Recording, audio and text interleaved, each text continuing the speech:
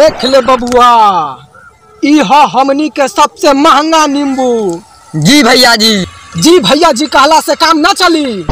ये हमनी के आन बान और शान बा। बढ़त महंगाई के देखत एक जिम्मेदारी हम तोहरा के देतानी। अब एकरा के कैसे सुरक्षित रखबो ई जिम्मा तोहार ह।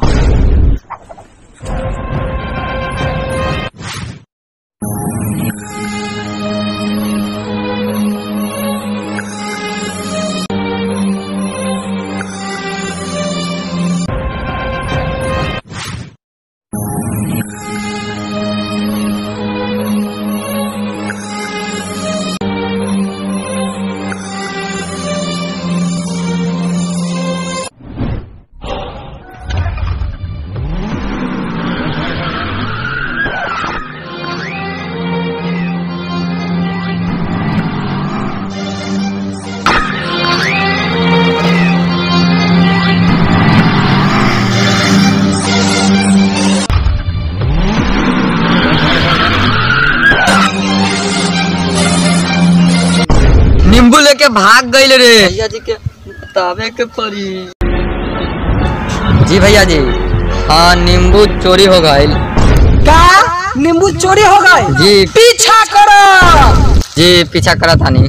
रुक रे सरवा आवा तानी।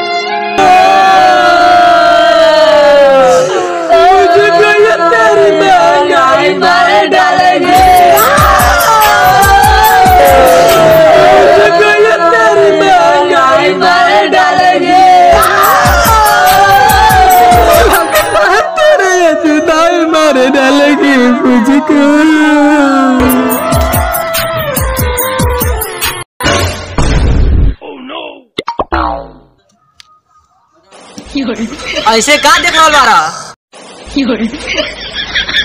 महंगा नींबू नहीं के गरीब ते लोग बारा।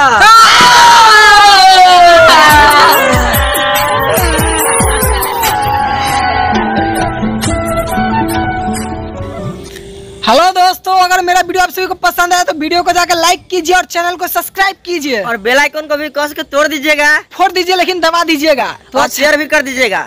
और अच्छा लगा तो वीडियो को आगे शेयर भी कीजिए। अब मिलते हैं किसी भी नेक्स्ट वीडियो में, तब तक के लिए बाय।